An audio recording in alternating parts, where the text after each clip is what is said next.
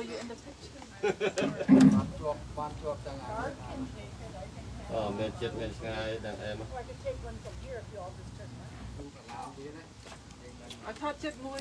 Cái này con cha và ông cừu cả vây camera cả vây chanh cả vây camera cả vây chanh snai hay là con cha so sum con cha tham thề rào vị chất xây vị chất thế nè trong vị chất cái này hay và ông cừu thạch thi à nè hay là tham phiệp tham mi lang cà rau. This is my expertise, camera.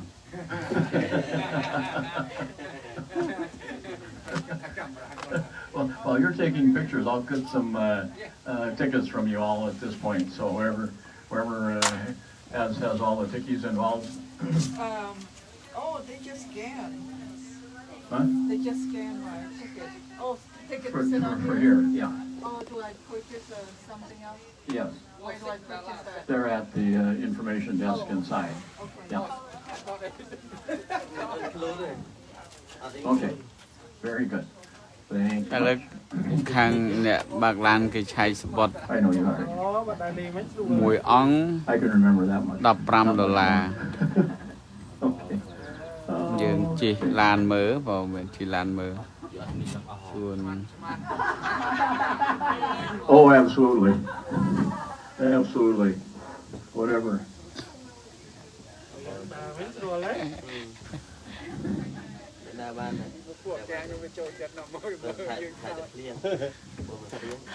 Arboretum tour. Okay.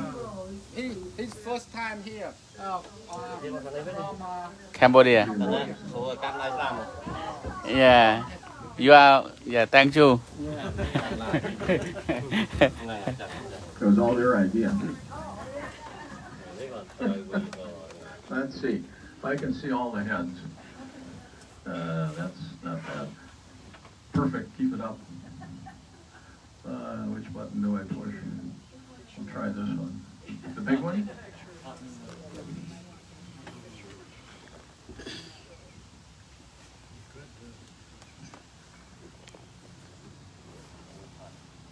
Do it just in case.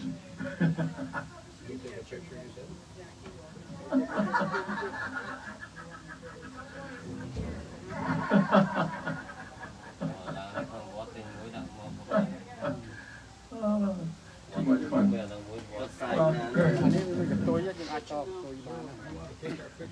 Yeah. Yeah, this is not the only camera that I can operate. Okay. Oh, what a good looking couple. Ah, fantastic. I'll take two just in case. There. Check those out. So, anyway, welcome. You got more coming? Oh, the tickets, yeah. Okay. Yeah. Arboretum. Arboretum. Arboretum. Arbor is tree, and the other part of it is like a collection or area, something like that. Arbor tree, đám chơ, mua arbor. No, not connected to that. No, arbor. Arbor just kind of refers to all trees. Arbor. Good. Item like Yeah.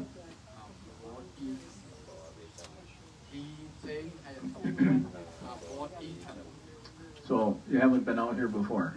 No? Okay. I'm glad you could find. He's the expert. not him. Tim, okay, so he's the expert. Yes. If I get in trouble, I can call on him. I don't know. You can call him. He didn't say yet. Oh, okay. Okay. Anyway, we better. What I do is a little bit of an introduction here, and so we'll be here for just a couple of minutes yet. Anyway, welcome to the Arboretum, University of Minnesota's Great Landscape Arboretum. My name is Ted, and so you're in for a couple of TED Talks, whatever that amounts to. Anyway, so just to give you a little bit of an idea as to why we are where we are. Now, officially our beginning out here is 1908, and unofficially about 50 years before that, about the time that Minnesota became a state. And anybody here from Minnesota yet? Well, they're all from Wisconsin the last time. So anyway, what year did Minnesota become a state? What? Very good. Did you teach school at one time? Maybe? Maybe not? You win the prize for the day.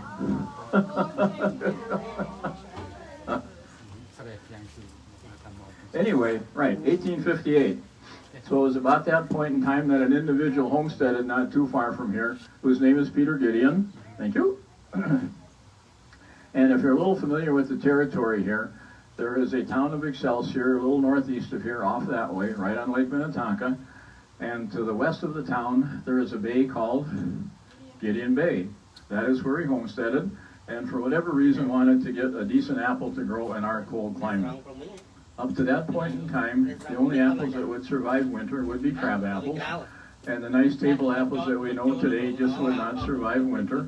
And so just on his own, and through many thousands of trials, finally was able to get a decent apple to survive winter and produce a good apple. He called it the wealthy apple, which you may or may not have heard of. The fun part was he named it after his wife. His wife's first name was Wealthy. Wealthy Hall was her name. And so probably after spending way too much time with his apples, he thought it might be a good idea to include her a little bit. So anyway, very interesting character.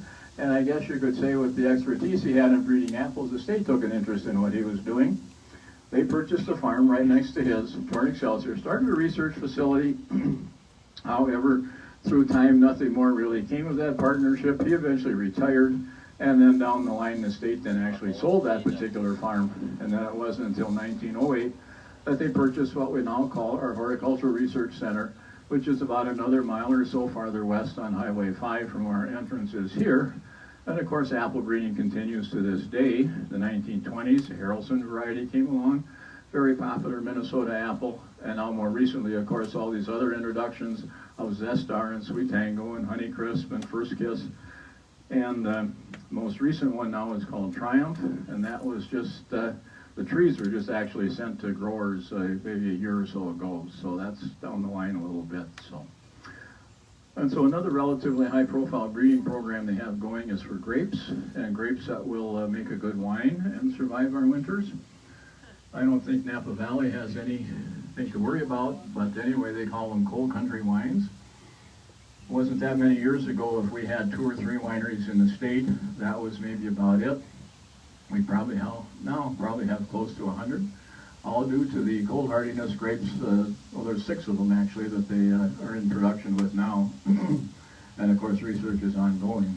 But they are winning awards with the wines from these grapes, and so that's another ongoing process. Well, coming a little closer to where we are here today, 1958 is actually the beginning of the Arboretum itself. The group got together, I guess a consortium of individuals, garden clubs, University of Minnesota, decided we needed something like this. Where do we put it? Well, how about right alongside the research center, and we can share people and equipment and all that sort of thing. So that's how we got to where we are. And then Dr. Leon Snyder was on staff at the university at the time. And so the building ahead of us, the Snyder Building, obviously is named after him. And for a long time, it was our most everything building. Was put up in the early 1970s. And but as a visitor center, it just really became too small. Before all the pandemic stuff, we were on track to get to about 500,000 folks visiting each year. And so that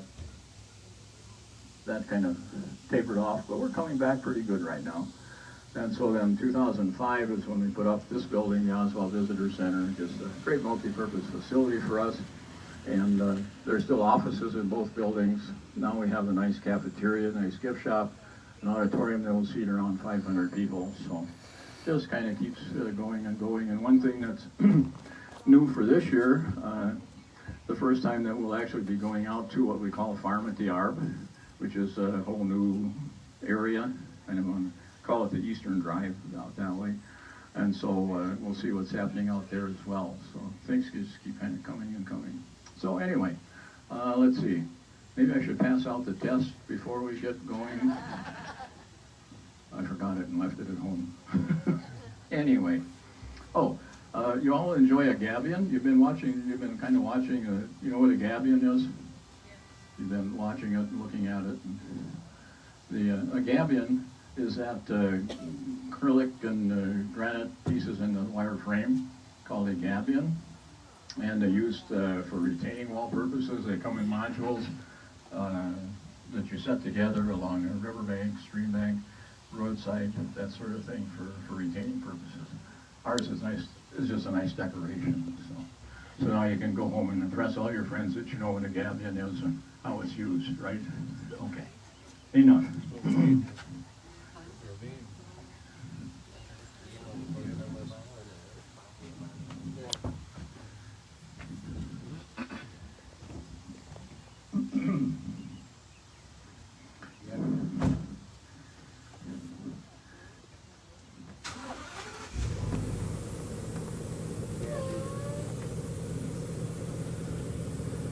Let's see, I need a...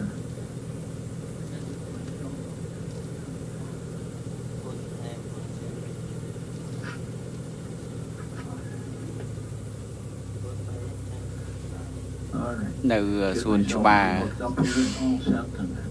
that sort of thing, and so kind of keep hands, fingers, toes, kind of all within the confines of the tram.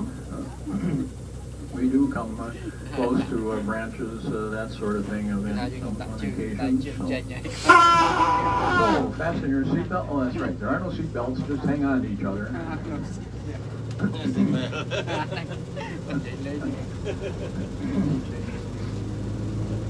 If the weather was a little bit warmer, but all these purple flowers here on the left, the salvias and the mip, the honeybees just really love that. But I haven't really seen any bees out here yet today. It's just a little cool and damp for them. Oh, almost forgot. I do have two housekeeping items, I call them. One is that if you can limit the conversations between yourselves somewhat so your neighbors can hear the commentary. I am going to be just chattering away as we go around here today. And the other is my cell phone policy is a little different than the average, where if a cell phone rings, that person gets to treat all the rest of us to the beverage of our choice in the cafeteria when we get back. So that's always worked out quite well, thank you. Okay, now also in the Snyder building, kind of at that middle level where the lights are on up there, we have our horticultural library. Probably anything and everything that you might care to want to know about horticulture you could find in that library. They have a climate control room for some of the older volumes of seed catalogs in particular, as well as other historical pieces that they have been able to acquire over time.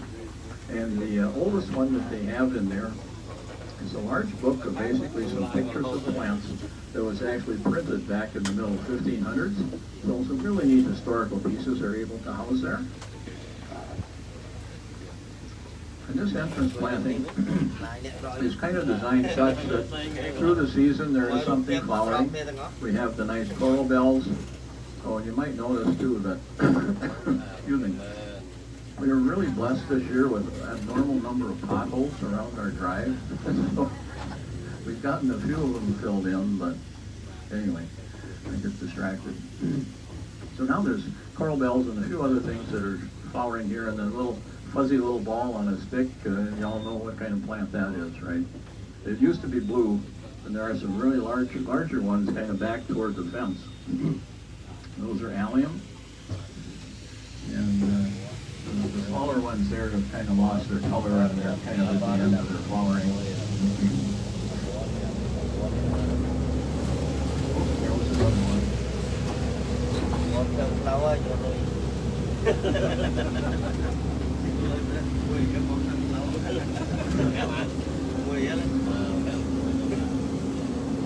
Now, up ahead of us here on that little hilltop is the very first collection we had, our lilac collection up there. 65 different varieties of lilac. And they're just kind of finishing their blooming now. And So it was, it is just a very, very fragrant little hilltop up there. Those are all flowering. But they're just kind of at the end of it here now.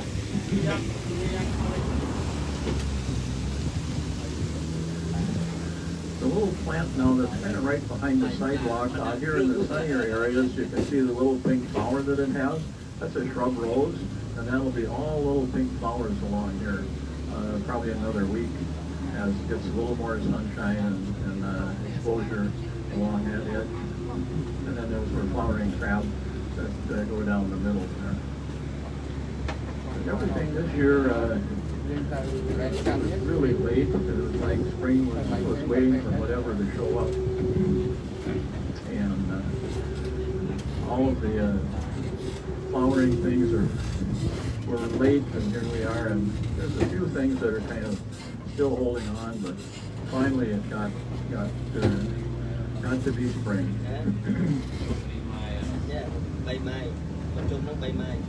Now down below us, that larger building down there is generally home to Arboretum's Auxiliary, just a great volunteer organization that helps and promotes the Arboretum in so many different ways. And then the other little building down there we call our sugar shack.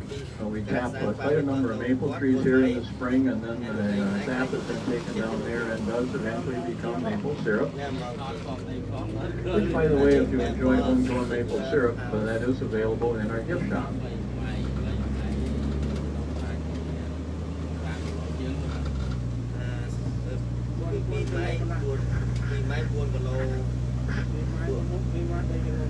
Now over the little rise to our right, back in that corner, is our Japanese garden. Just a very quiet little corner to relax back in there, and just a great deal of symbolism in the Japanese garden. Number of different structures in there. There's a little pond in there and a waterfall. A little tea room on the back corner, or supposedly a tea room. Anyway, just a very quiet little comfortable corner back there. Yeah, we come back and walk, right? When we come back, we can walk. And then all of our annuals here we'll look at a little bit closer, but those have only been in there a little over a week. That was all about 30,000 tulips in there, and they came and went and did their thing, and then this was replanted now with the annuals.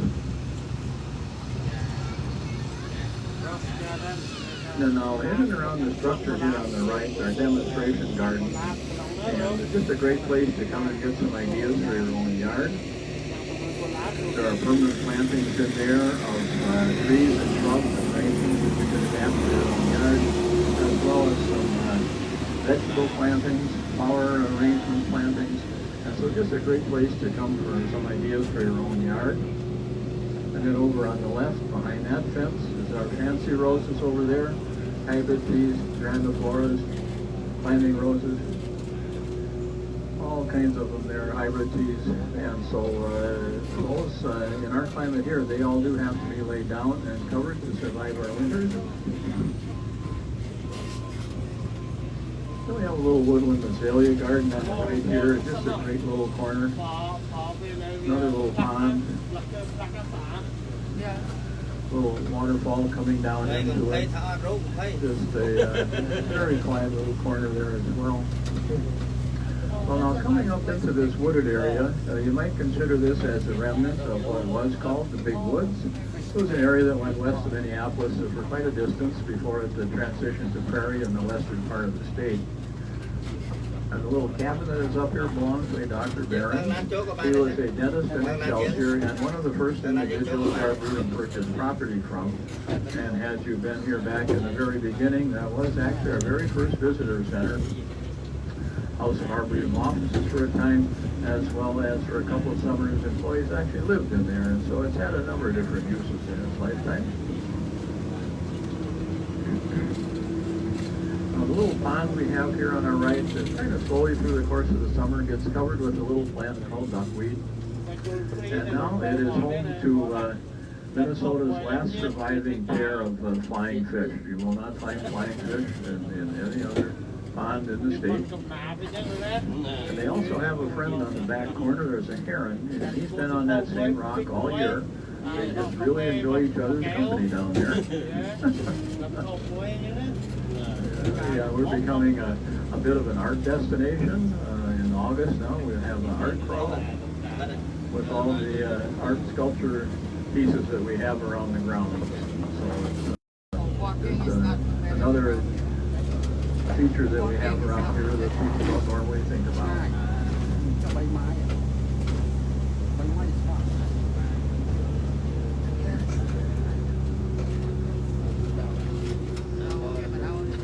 Now down below us, there's a little pond down there, and we call that our wood duck pond. And the area that is on the far side of that pond is where we have created what we call our dog. Walk up the two dogs and walk the trails over there. We have somewhere around 12 miles of trails out here altogether. So in the winter time, they are divided up half and half between cross-country skiing and snowshoeing. All of somebody hiking the trails. Little trail going down to our left here goes down to our wildflower garden. And the wildflowers that are down there are all the very early spring blooming plants, the ephemerals as they're called. We have trilliums and fountain lilies and Dutchman's ditches and marigolds, snowdrops, those kinds of things. We do have our state flower, the showy lady slipper is down there, as well as some yellow moccasin flowers. So, again, very pleasant little corner to wander through down there. So now, if you would happen to be in the market for a shade tree, our shade tree exhibit here would be a great place to come and evaluate quite a number of shade trees here, all in one location.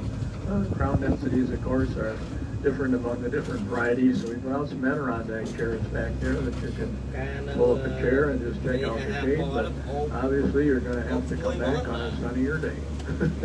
Or you could pull up the chair today and just take a nap.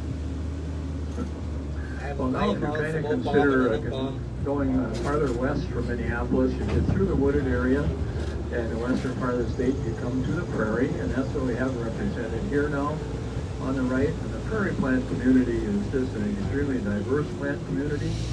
Those little blue flowers that you saw, those are spiderwort. And there's a tall spiky flower coming up. Those are white indigo. Those little things scattered through here. I always have a hard time equating white with indigo, but anyway, that's the way it works in those. But so many different kinds of grasses, big blue stem, little blue stem, cytostramus, switchgrasses, buffalo grasses, a whole host of grasses, and then all of the other forms of the prairie. We have several varieties of goldenrod, several varieties of sunflowers, a couple different varieties of milkweed. So just very, very diverse plant community. Just going to let a pickup truck go by here.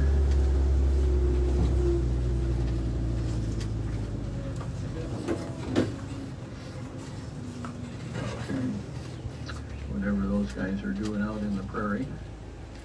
But anyway, just when you get to the western part of Minnesota, Dakotas, there's an area out there called the Prairie Pothole region.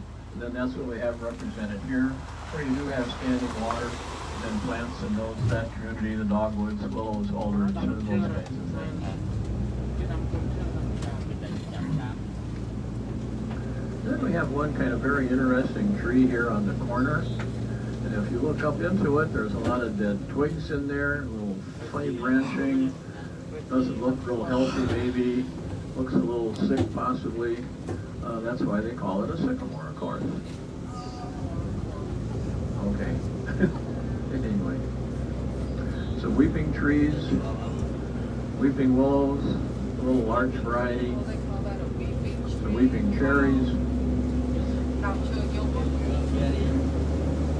And then some pine varieties back here. I think they might be animals. Camel, elephant, dragon, just some very strange shapes.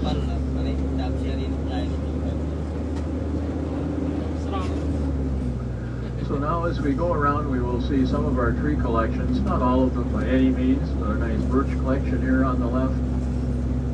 We have white birch and yellow birch and cutleaf weeping birch.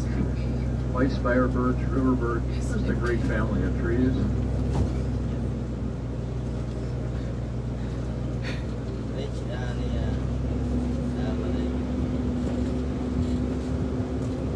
Oh, and I might mention, if you look through each collection, not only the birch but others, you'll find smaller trees with a little wire around them to kind of keep some of the critters away from them. And but those are all recent cultivars and recent introductions, and trying to find the next best variety. And those are all here is just a number. They don't have names to them at all. But a great research project for all of the different collections that we have. Now around the outside of this collection, we have our ash collection, just another great tree for the landscape. Since the introduction of this little insect, the emerald ash, these are lost mostly, but we've not found any evidence out here yet. We have a few hawthorn on the right side here. And then that's the collection on both sides of the drive here are flowering varieties. We have somewhere in the area of 150 different cultivars and craft trees in this collection. Just earlier in the spring, when these are all flowering, this is just the most colorful and fragrant hillsides back here. Very, very special. And again, you'll find new introductions of crab in this area as well. Again, everything, well, basically everything in here is on trial to see how it's going to perform over time.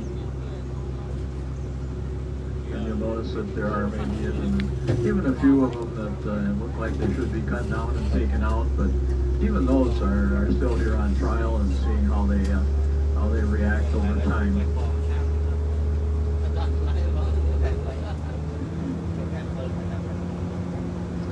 Now around the outside of this curve is our maple collection. Just another great tree for the landscape. Many different kinds of maples. Hard maples and soft maples and rubrum maples, clunder maples. Just a great family of trees.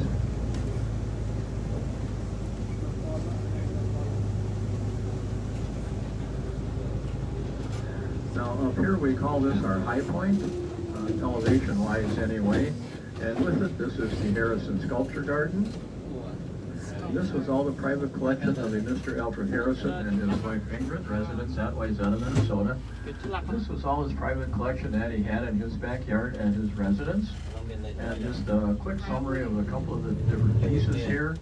But we have 14 artists representing 10 different countries, all the way from Argentina to Zimbabwe. Now the first little piece that we're coming past, a little family group called Swimmers. That was done by Paul Granlund, who was an artist in residence down in Gustavus Adolphus College at St. Peter, Minnesota.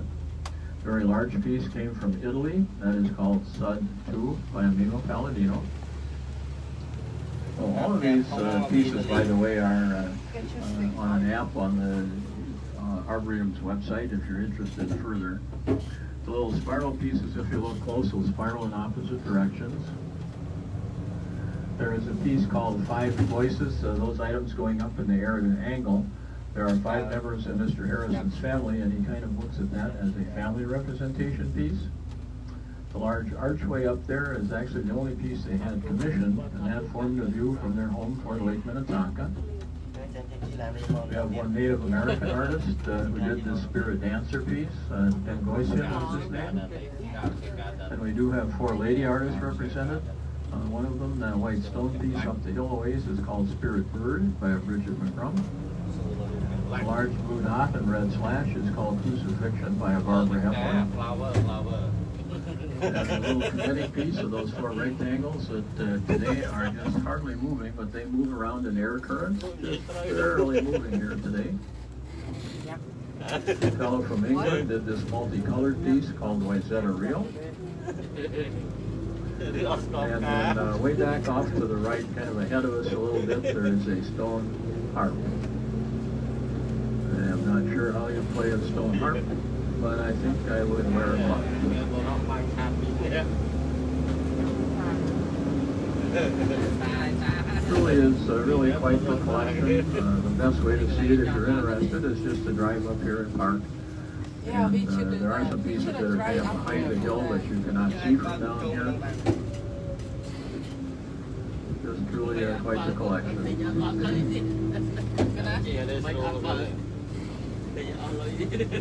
Now that they're just kind of starting to bloom, it's kind of hard to see them, but I'll explain a bit later on. Down below us, there's some peonies blooming down there now, and we'll talk about those when we get around the corner here a little bit.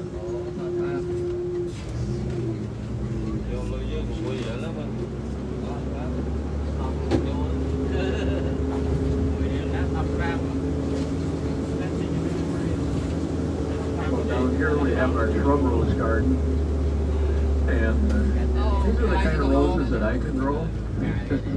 They don't need a lot of extra care. You don't have to cover them to get them through winter.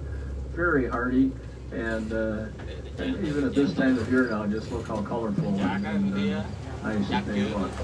And so they're shaping up in the spring is all that you need to do with them, and they are good to go. Great venue here for weddings, by the way. Oh, they finally went and got their. I don't know if you noticed, but way back there, the little cart was sitting off to the side. It ran out of battery.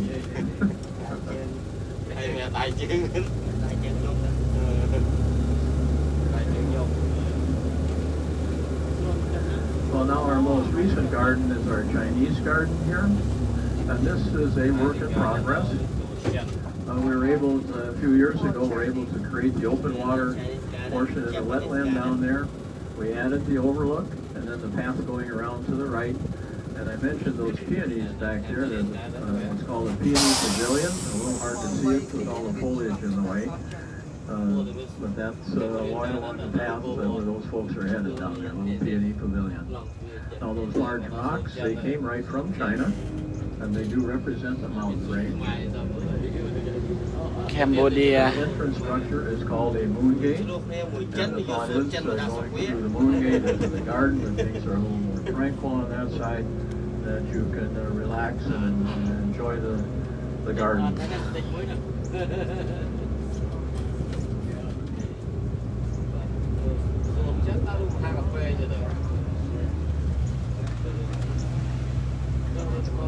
Well, now our pine collection will be on our left here for quite a distance. That recently was recognized as being one of the premier pine collections in the country. We have 25 species of pine in this collection.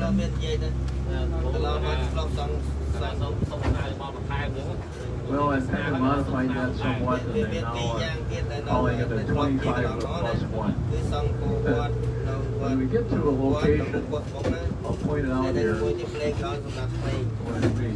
we get to right about here, and look back through the branches back there a ways, it looks like we're building something. Well, we're building a pine tree back there. Now that pine tree, you can go back there and you walk through the middle of it, and you can check out the xylem and the phloem and see what makes a tree grow. Just a great little educational piece back there.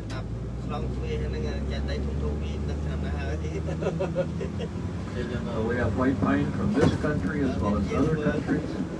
We have Scotch pine varieties. Our state tree, the red pine or Norway pine as it is called, is here. From northern Minnesota, we have jack pine. From out west, we have ponderosa pine, lodgepole pine. Every variety of pine except for the group that are called southern pines. They just do not care for winter here.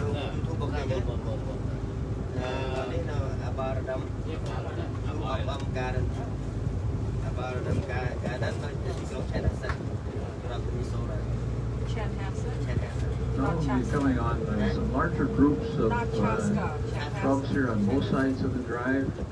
The first group here on the right are hydrangeas, all what's called part of the Endless Summer series of hydrangeas. And the next big group are forsythias, trying to find ones that have hardier flower buds.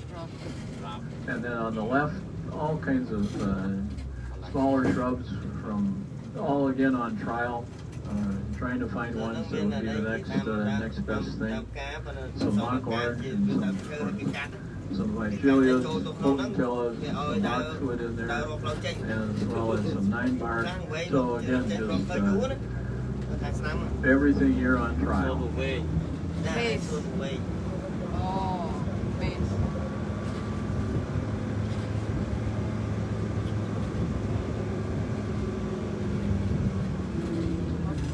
Now, I think I mentioned before that this year now, for the first time, we'll be heading over to that red barn. And the building to the left of the red barn is our Bean Pollinator Center. And Farm at the Arb is what they're calling it. And the couple of tents that are over there are for an event that's happening tomorrow, the gala at the farm. So we will go and explore what's over there.